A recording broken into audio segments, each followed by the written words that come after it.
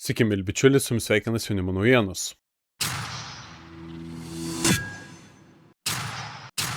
Norėčiau padėkoti visiems, kas prisijungėte prie Lietuvos krikščioniškosios demokratijos partijos, kurios pirmininkas esu aš. Džiugu, kad mūsų partija plečiasi ir didėja, nes tik veikdami kartu galime pasiekti gerų tikslų. Jeigu norite prisijungti prie partijos, susisiekite su mumis elektroniniu paštu info@lgdpartija.lt ir mes su jumis susisieksime. Po kiek daugiau nei 4 mėnesių baigėsi diskusijos dėl Kapčiamiesčio karinio poligono steigimo. Seimas neišgirdo visuomenės ir Kapčiamiesčio bendruomenės nepritarimo, surinktų protestų dėl norimo statyti Kapčiamiesčio poligono ir nubalsavo už jo steigimo įstatymo projektą, dabar beliko jį pasirašyti prezidentui. Už įstatymą balsavo 105 parlamentarai, prieš 12 susilaikė. Prieš įstatymą balsavo didžioji dalis Nemuno aušros frakcijos, po 2 valstiečių ir mišrios Seimų narių grupės atstovus. Pasiklausykime Seimo narių diskusijų dėl Kapčiamiesčio poligono įstatymo. Ačiū gerbiami kolegos. Iš ties turbūt niekad nebūčiau pagalvojęs, kad susijusiais klausimais su nacionaliniu saugumu aš pasisakysiu prieš ir raginsiu jūsų šį kartą nebalsuoti už tokį įstatymų projektą. Tokio nekokybiško įstatymo, kuris liečia mūsų saugumo poreikius, Seimas net negalėjo pradėti svarstyti, jo nebuvo galima nešti į Seimą. Aš tikrai manau, kad ne viena NATO valstybė negalėtų tokios klaidos padaryti, todėl, kad jinai turi ne tik blogą emocinį užtaisą, bet jinai turės ir testinumą. Aš iš ties labai principingai ir nešališkai žiūrėjau į visą būtent šio proceso kūrimo eigą. Patikėkit manim, dokumentai, apie kuriuos kalbėjo krašto apsaugos ministras, ne tai, kad neparuošti, jų nėra. Tikrai yra daug apribojimų ir juos buvo galima išspręsti, padarant tam tikrus posėdžius vyriausybė ir tikrai jie būtų atliepę į tą poreikį, kurį mums reikia ir tai viskas būtų daroma teisėtai. Dabar mes turėsim didelių problemų, vien tik tai dėl to, kad žmonės nebetikės mūsų teisėkūros procesu, kuris susijęs su nacionaliniu saugumu. Jūs turite žinoti, kad Lenkija 3 seniūnijos bendruomenės padavė Lietuvą jau su skundu į Jungtinių tautų Europos ekonomikos komisiją, su skundu, kurį peržiūrėjus komisija iš karto pradės nagrinėti skubos tvarka. Tai akivaizdu, kad jie ruošiasi būtent Europos teisingumo teismui prieš Lietuvą teisiniam procesui. Jūs įsivaizduojat, koks tai neigiamas užtaisas. Aš nekalbu apie tai, kad netgi ir valstybės kontrolė mus visus įspėjau, kad negalima tokio įstatymo projektų nešti. Iš ties taip nekokybiškai parengtas įstatymas, kuris mus dar labiau priešins, jis turės tęstinumą, jis turėjo nepasiekti posėdžio salės. Todėl prašau nepalaikyti, nebalsuoti ir ypač mano kolegos Lietuvos valstiečių žaliųjų frakcijos narių, nes prašau gerbti mano pastangas ir iš tikrųjų požiūrį ir atsakingumą. Šį kartą tikrai padarėm didelę klaidą ir turim surasti kitą vietą poligonui, dėl ko ir prašė kariuomenį. Jiems reikia treniruotis, bet ne bet kur. Ir tikrai ne Kapčiamiesty, nes ta vieta parinkta neteisingai, nekokybiškai ir ne taip, kaip buvo išvardinta aiškinamajam rašte. Ačiū. Ačiū posėdžio pirmininkė. Gerbėmieji, štai yra atėjo akimirka, kai po ilgų diskusijų, susitikimų ir pokalbių mes turime priimti sprendimą dėl Kapčiamiesčio poligono. Jeigu tuo metu, kai ši idėja tik buvo iškelta, daugam kilo pagristų klausimų ir abejonių. Ar toks poligonas šioje vietoje apskritai reikalingas? Šiandien jų beveik nebeliko. Laikas pats sudėliojo viską į savo vietas. Todėl prieš šį balsavimą siūlau labai paprastą dalyką. Pažvelgti į situaciją kaip į loginę užduotį. Viename stulpelėje sudėlioti pliusus, o kitame minusus. Ir deja, bet minusai akivaizdžiai nusveria. Jų tikrai nemažai. Tai ir nesuderintas klausimas su kaimynais Lenkais, tai ir neišspręstos problemos su vietos bendruomenė, tai ir pačios kariuomenės signalai, kad būtent Kapčiamiesčio poligonas nėra esminė būtinybė. Kariams reikia erdvės pratyboms, bet nebūtinai šioje vietoje. Nes turime ir kitų poligonų ir turime juos įveiklinti pilna apimtimi. Tačiau svarbiausia priežastis - keičiasi šio laikinio karo logika. Keičiasi strategija. Mūsų kaimynai tai jau suprato. Prioritetas šiandien yra stipri, moderni oro gynyba. O šioje srityje Lietuva dėja neturi galimybės pasigirti ir dar nėra pakankamai pasiruošusi. Todėl, kolegos, kviečiu dar kartą sąžiningai pažvelgti į tuos du stulpelius, pliusų ir minusų, ir priimti sprendimą, kuris šiandien iš tiesų stiprintų Lietuvos saugumą, o nesukurtų dar papildomų abejonių.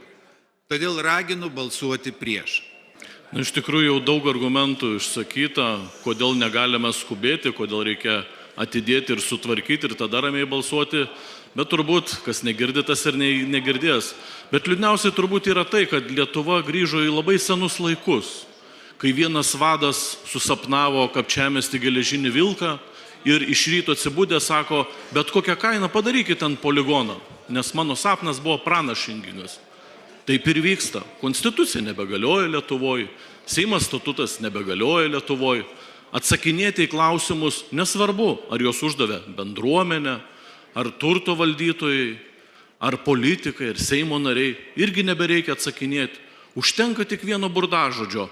Anksčiau buvo covidas ir milijonų švaistėm į kairę į dešinę ir niekam neįdomu buvo. Dabar naujas burtažodis gynyba. Ir vėl galima daryti, ką norit. Netgi nebuvo atsižvelgta į pasiūlymus grąžinti lygiavertį turtą kitoje vietoje. Lietuva per 30 mečius tiek miško, tiek žemės kilnojo po visą Lietuvą.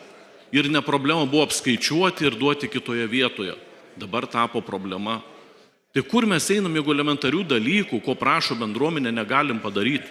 Ir bent mažus dalykus padaryti, kad jie galėtų būti ramus ir pasakyti, va, valstybė iš manęs netėmė turto, numeždama gražius už jo atlyginimą, o davė man lygiavertį turtą kitoje vietoje. Gerai. Ne, viso to nedarome. Bet, kaip sakant, jeigu grįžom į kitus laikus, praeisim tą laiką, o laikas parodys, kas buvo teisus, ar tie, kurie sakė, bet kokią kainą reikia balsuoti, ar tie, kurie sakė, kad mes esam demokratinė valstybė, pas mus galioja konstitucija ir visi turime būti gerbami, nesvarbu tai žodis gynyba ar covidas, įstatymų reikia laikytis. Ačiū gerbiamas Seimo pirmininkė, ačiū parlamentui, kad turėjo valios ir supratimo, koks tai yra svarbus projektas. Lietuvos gynybos pajėgumai yra mūsų rankose ir šiandien mes žengiam žingsnį į priekį. Mūsų nacionalinės divizijos projektas juda į priekį ir poligonai, tiek plėtra, tiek naujų kūrimas yra kritiškai svarbu. Dronai, kuriuos mes įsigyjame, su kuriais mokomės, lygiai taip pat yra testuojami poligonuose. Todėl esu dėkingas parlamentui už šitą ryžtingą žingsnį. O visa procedūra, visas procesas rėmėsi jau esamą teisinę praktiką. Visos procedūros buvo derinamos tarp skirtingų institucijų. Prie įstatymo dirbo daugybė teisininkų ir esu tikras, kad įstatymas yra parengtas pavyzdingai, kadangi atliepia ir visuomenės poreikius, kuriuos mes girdėjome. Tai ir galimybė apsispręsti, tai ir atsiradusi galimybė kompensuoti. Ne vieną kartą buvome nuvykę į Lazdijus, į Kapčiamiestį, diskutavome atvirai, keitėme poligono ribas ir visą kitą infrastruktūrą, kad atlieptume bendruomenės poreikius. Visgi šiai dienai dėl geopolitinės situacijos pasaulyje Lietuvai dėja, bet reikia tokių infrastruktūrų ir ačiū parlamentui už šitą ryžtingą žingsnį. Gerbiu ministrė, jūsų pastangas, jūsų darbą, jūsų norą veikti, tačiau vis tik tai reikia būti tiksliem ir sakyti taip, kaip iš tiesų yra. Tai aš priminsiu, prieš jau turbūt 3 mėnesius pateikiau prašymą Valstybės gynimo tarybai, nurodžiau gavėjus prezidentą, jūs, Seimo pirmininką, vyriausybės vadovą ir taip toliau, visus Valstybės gynimo tarybo narius, paprašiau, kad būtų pateikta informacija, kas buvo svarstyta Valstybės gynimo taryboje. Iš Valstybės gynimo tarybos narių gavau tik iš prezidento atsakymą, kad man atsakys sprendimą įgyvendinantį instituciją Krašto apsaugos ministerija. Jūs buvote susitikę dar tada, kai buvau Valstiečių žaliųjų frakcijoje, priminiau jums apie tai, kad jūs esate neatsakęs. Iki šiol jokių duomenų apie Valstybės gynimo taryboje svarstyto klausimo pagrindimą negavau. Kai vyko balsavimas, buvo surinktas dar vienas protestas prie parlamento dėl nepritarimo Kapčiamiesčio poligonui.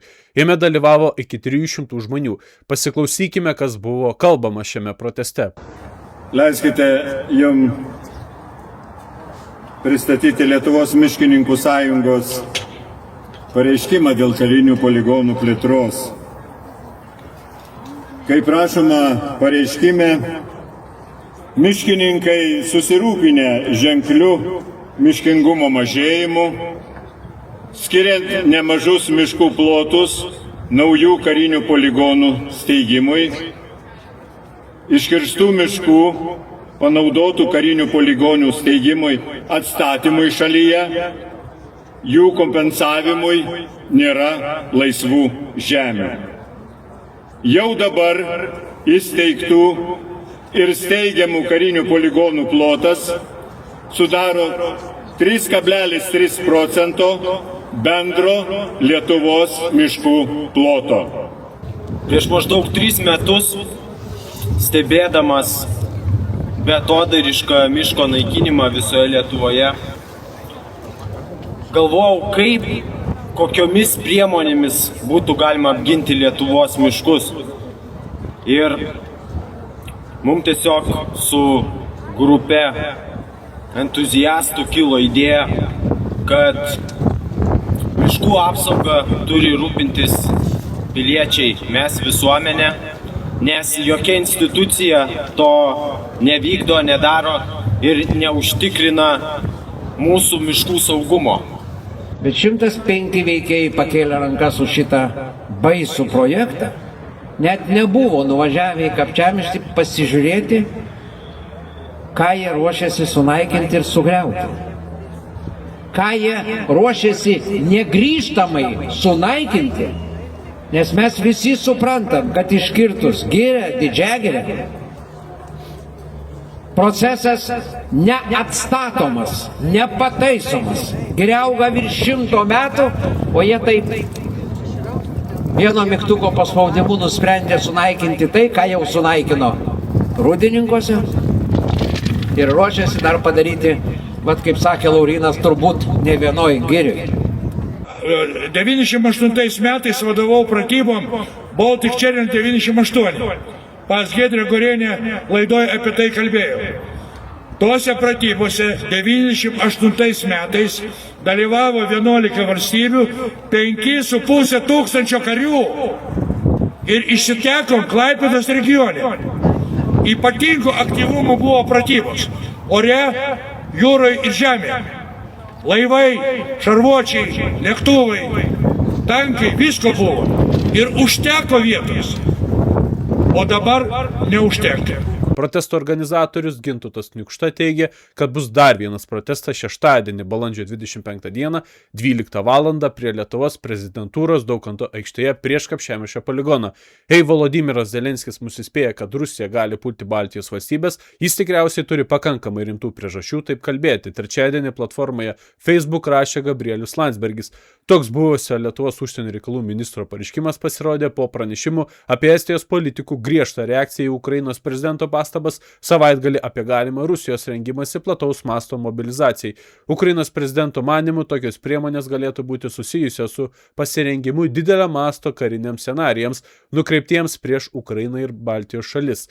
Zelenskis taip pat kėlė klausimą, kaip NATO reaguotų hipotetinio smūgio regione atveju. Estijos parlamento užsienio reikalų komiteto pirmininkas Marko Michelsonas tikino, kad tokie pareiškimai atkartoja pavojingus naratyvus ir gali būti naudingi Rusijai, o partijos EKRE lyderis Martinas Helme pabrėžė, kad tokia retorika tik didina spaudimą ir baimę regione.